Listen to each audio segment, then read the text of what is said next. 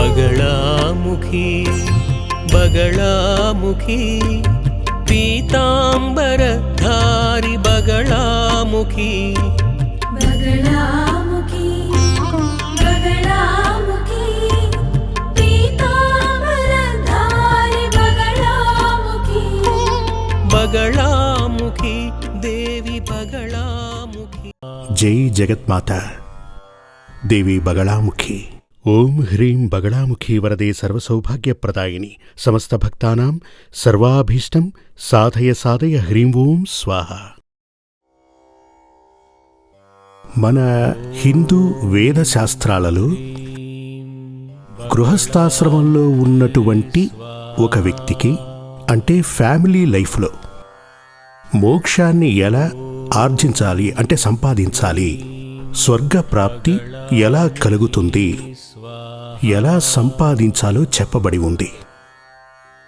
అందుకుగాను మీరు మీకున్న కుటుంబ వ్యవహారాలన్నింటినీ విడిచిపెట్టి ఒక ఆశ్రమానికి వెళ్లాల్సిన అవసరం లేదు.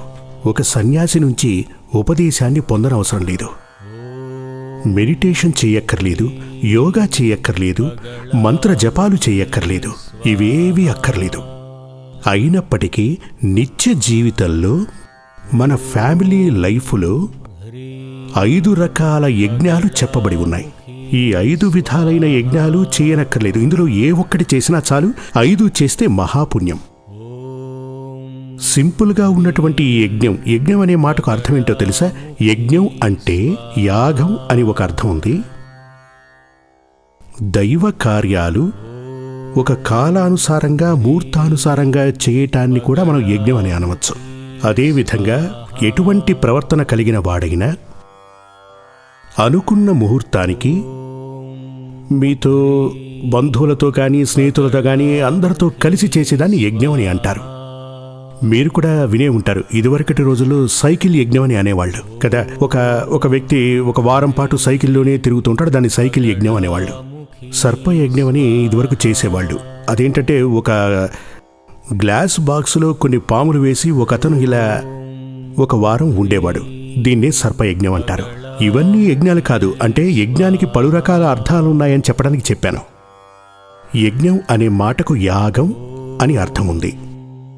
ఇక్కడ మనకు 5 రకాల యజ్ఞాలు ఉన్నాయి.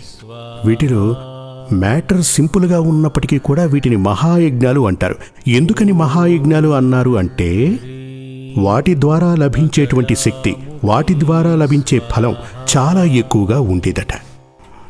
గృహస్థాశ్రమంలో ఉన్నటువంటి ఒక వ్యక్తి అంటే సంసార జీవితం గడుపుతున్నటువంటి ఒక వ్యక్తి, ఆడకాని మగ కాని ఎవరైనా సరే, ఇప్పుడు మీకెవరికి పాపం అంటకూడదు, ప్రశాంతత ఉండాలి, సంతోషం కూడా ఉండాలి, జీవితానంతరం మోక్షం కూడా ఉండాలి.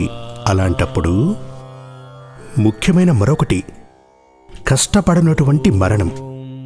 జీవితంలో అది చాలా ముఖ్యం కదా.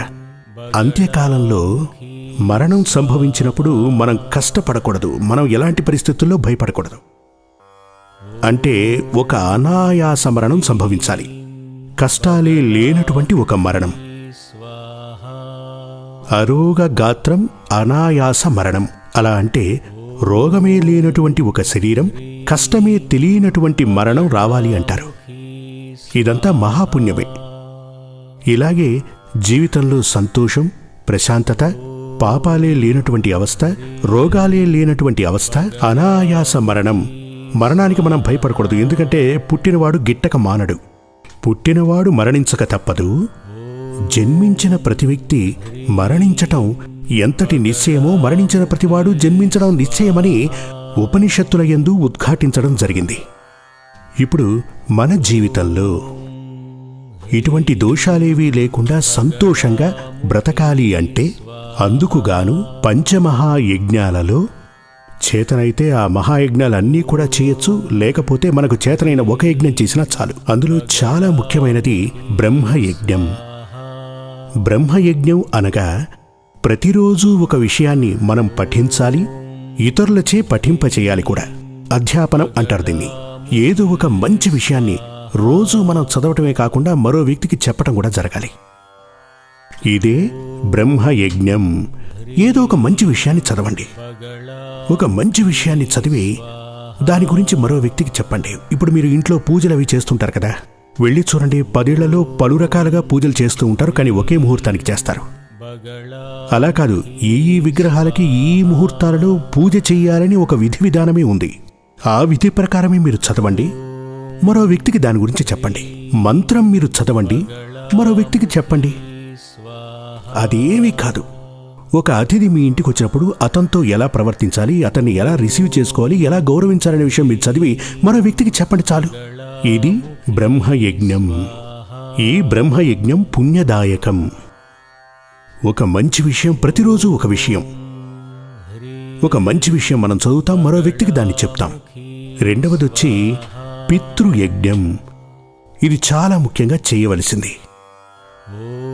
ఎటువంటి దైవ కార్యాలు చేయాలనుకున్నా ఆ దేవతల యొక్క సంపూర్ణ బలం, సిద్ధి మనకు సిద్ధించాలి అంటే, మనం చేస్తున్నటువంటి పూజా ఫలం మనకు సంపూర్ణంగా సిద్ధించాలి అంటే పితృయజ్ఞాన్ని మనం చెయ్యాలి.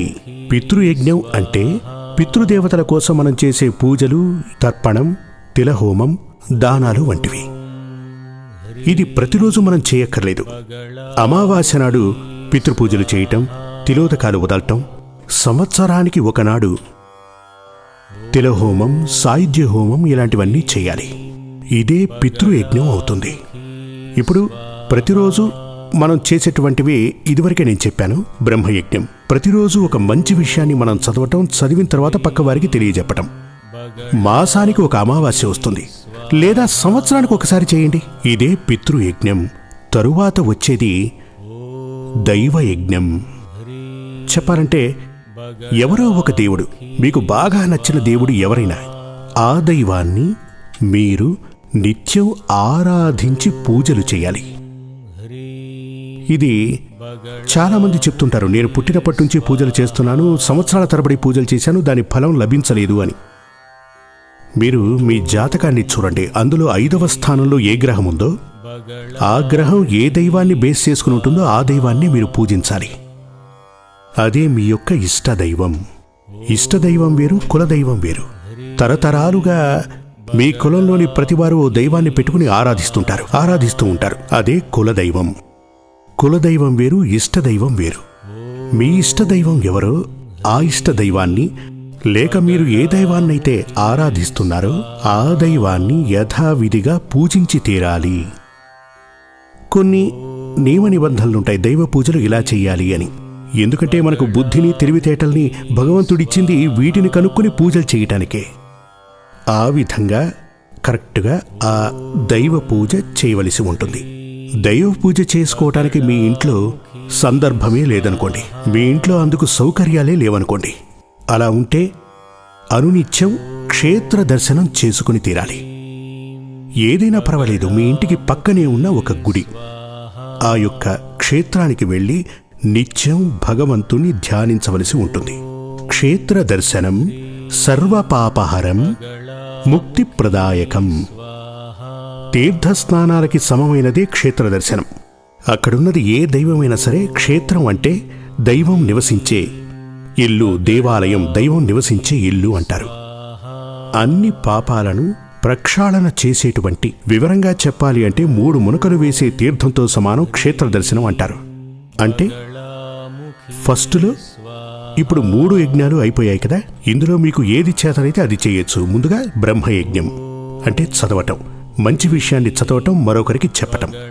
రెండవది పితృయజ్ఞం, మన పూర్వీకుల కోసం, వాళ్ళందరి ఆత్మశాంతి కోసం, వాళ్ళ నుంచి మనకు జన్మ లభించింది, వాటితో పాటు కొంతమందికి ధనం కూడా లభిస్తుంది. వాటన్నిటికీ కృతజ్ఞత చెప్తూ దానికోసం చేయబడే పూజలు పితృయజ్ఞం. ఇక మూడవది దైవయజ్ఞం, ఇష్టదైవాన్ని పూజించడం, క్షేత్ర దర్శనం చేసుకోవడం. 4వది భూతయజ్ఞం. భూతయజ్ఞం అంటే రాజసమూర్తులకు చేసేటువంటి బలి యజ్ఞం. దీనినే భూతయజ్ఞం అంటారు. మన జీవితంలో రాజసమూర్తులు అంటే శక్తివంతమైన మూర్తులు. రాజసం అంటే ఎనర్జీ, పవర్. ఉదాహరణకి కాళీమాతాదేవి, చిన్నమస్తాదేవి, భైరవీదేవి, దశమహావిద్యల్లో ఉన్నటువంటి శక్తి స్వరూపులుగా ఉన్నటువంటి దేవతామూర్తులకు, వారి పరివారంలో ఉన్నటువంటి శక్తి మూర్తులకు చేసేటువంటి బలి పూజలు, దీనినే భూతయజ్ఞం అని పిలుస్తూ ఉంటారు.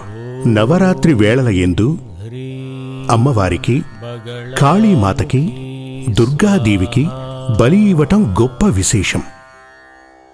మన వేదశాస్త్రాలన్నింటిలోనూ యాగాల గురించి చెప్పి ఉన్నారు, అందులోనూ బలి గురించి పేర్కొన్నారు. ఇప్పుడు పురాణ కాలాలలో అంటే ఏమంటారు దాన్ని, అది ఈ కాలంలో అంటే ఆదిశంకరాచార్యుని తరువాత పలు క్షేత్రాలలో బలిని నిషేధించారు. కానీ చాలా క్షేత్రాలలో బలి ఇప్పటికీ నడుస్తోంది. జీవితంలో కనీసం ఒక్కసారైనా దేవి భాగవతం ఇలా చెప్తుంది, ఒకరు పుట్టిన తరువాత జీవితంలో ఒకడు ఒక్కసారైనా మహాదేవి ప్రీత్యర్థం బలి ఇవ్వవలసి ఉంటుంది. అప్పుడే ఆ మహాశక్తి యొక్క పవర్, శక్తి మనందరినీ కాపాడుతుంది అలా అని చెప్పబడింది. తప్పకుండా రాజస మూర్తుల యొక్క అనుగ్రహం మనకు ముఖ్యం, చాలా అవసరం. ఇప్పుడు ఒక సోల్జర్ ఉన్నారనుకోండి, ఆయన ఉపదేశకుడిగా ఉంటే ఉపయోగం లేదు కదూ. అతను ధైర్యం ఉన్నవాడిగా ఉండాలి, పవర్ ఉన్నవాడిగా ఉండాలి, మహాశక్తివంతుడై ఉండాలి, ఎనర్జీ కలిగిన వాడై ఉండాలి. ఇలా ఉపదేశాలు ఇచ్చేవాడైతే ఉపయోగం లేదు. అంటే అలా ఉన్నటువంటి దైవ చైతన్యాలని జాగృతపరుచున్నది ఏమిటి అంటే భూతయజ్ఞం. ఇక 5వది మనుష్య యజ్ఞం. మనుష్య యజ్ఞం అంటే అందులో ముఖ్యమైనది అతిథి పూజ. మన ఇంటికి వచ్చిన అతిథి, అతను ఎవరైనా కానివ్వండి, అతను వస్తున్నప్పుడు దక్షిణని ఇవ్వటం. దక్షిణ ఇచ్చే స్తోమత లేకపోతే ఓ గ్లాసు నీరివ్వండి. ఎవరు మన ఇంటికొచ్చినా ఒట్టి చేతులతో పంపకండి, పంపకూడదు.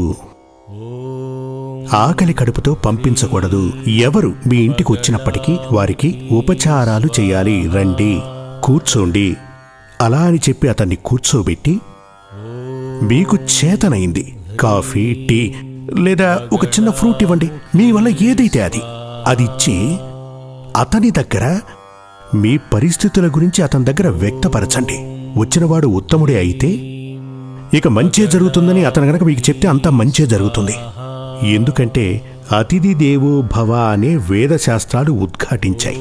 అతిథిగా వచ్చినటువంటి వ్యక్తి దైవ సంభూతుడు, దైవానికి సమానమైనవాడు. అతని యొక్క వాక్కు, మనం ఎప్పుడు కూడా ఈ వాక్కు గురించి చెప్పుకునేటప్పుడు ఈ వాక్కు ఫలించున్నది మనకు పక్కనే రహస్యంగా ఒక వ్యక్తి కూర్చుని ఉంటుంది. ఆవిడకు గృహలక్ష్మి అని పేరు. ఆ దేవి మనకు ఒకే ఒక సెంటెన్స్ చెప్తూ ఉంటుంది, తదాస్తు తదాస్తు అని చెప్తూ ఉంటుంది. అంటే ఆ వచ్చిన వ్యక్తి సంతోషించి, సరే మీకున్న కష్టాలన్నీ పోతాయి, ఇక మీకు ఎలాంటి కష్టాలు ఉండవు, అంతా మంచి జరుగుతుంది అన్నప్పుడు ఈ అమ్మవారు అంటుంది తదాస్తు అంటుంది. లేదంటే చాలా దూరం ప్రయాణం చేసి ఒక వ్యక్తి కనుక మీ ఇంటికి అతిథిగా వస్తే మీరు అతన్ని లోపలికి పిలవకుండా బయట నుంచే పంపేశారనుకోండి, అతని మనసు వికలం అవుతుంది. వీడసలు మనిషే కాడు, ఎంత కష్టపడి చాలా విషయాలు చెప్దామని వచ్చాను, నన్ను గమనించనే లేదే, వీడు నాశనమైపోవాలి అనుకుంటే గనక ఈ అమ్మవారు కూడా వెంటనే తదాస్తు అంటుంది. అందుచేత వచ్చిన అతిథి యొక్క నోటి నుంచి మంచి మాటలు వచ్చునట్టుగా మనం అతనికి ఉపచారాలు చెయ్యాలి. ఇదే మనుష్య యజ్ఞం. దీనినే మనుష్య యజ్ఞం అంటారు.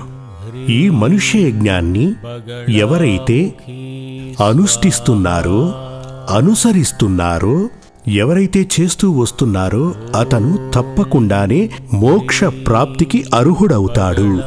ఇవన్నీ చేయక్కర్లేదు, మనకు ఏదైతే చేతనవుతుందో అది. దీనికి ఒక కథ రాబోయే ఎపిసోడ్లో మిమ్మల్ని కలిసినప్పుడు నేను చెప్తాను. అంటే ఈ కథ మీరందరూ కూడా వినే ఉంటారు. రంతిదేవుడు అతనొక రాజు. ఈ పంచమహాయజ్ఞాలలో మనుష్య యజ్ఞం మాత్రమే చేసినటువంటి వ్యక్తి. చూడండి, మన హిందూ శాస్త్రాల ప్రకారం స్వర్గం, భూమి, పాతాళం ఈ 3 స్థలాల యందు, త్రిలోకముల యందు, త్రిలోకములు అంటే 7 14 లోకములు, ఈ అన్ని లోకాల యందు, అన్ని సమయాల యందు కాలింగ్ బెల్ కొట్టకుండా లోపలికి వెళ్ళగల ఒకే ఒక వ్యక్తి. 2 ఉన్నారు. ఒకరు నారదుడు, రెండవవాడు మనిషిగా పుట్టినటువంటి ఈ రంతిదేవుడు. ఆయన ఏం చేశాడో తెలుసా? పెద్ద పెద్ద యాగాలు, యజ్ఞాలు ఇలాంటివేవీ చేయలేదు. ఆయన మనుష్య యజ్ఞం మాత్రమే చేశాడు. జై జగన్మాత దేవీ బగళాముఖి. సమస్త భక్తానాం సర్వాభీష్టం సాధయ సాధయ హ్రీం ఓం. శ్రీ సూర్యమంగళం అద్వైత వేద విద్యాపీఠంలో తాంత్రిక పూజల్లో సిద్ధహస్తులైన ఎందరో ఆచార్యులు అమావాస్య, పౌర్ణమి రోజుల్లో ప్రత్యేక యాగాలు నిర్వహిస్తారు. ఈ యాగాల్లో పాల్గొనడం ద్వారా తల్లి శ్రీ బగళాముఖీదేవి అనుగ్రహం వల్ల సర్వదోషాలూ పోయి సకల సౌభాగ్యాలు మనకు కలుగుతాయి.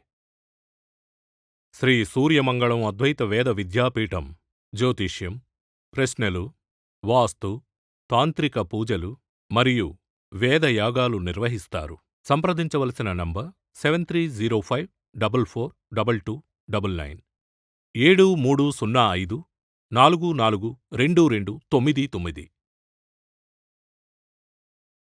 చెన్నై, కోయంబత్తూర్, బెంగళూరు, హైదరాబాద్, విజయవాడ, ఢిల్లీ, ముంబై, తిరునల్వేలి, టెక్సాస్.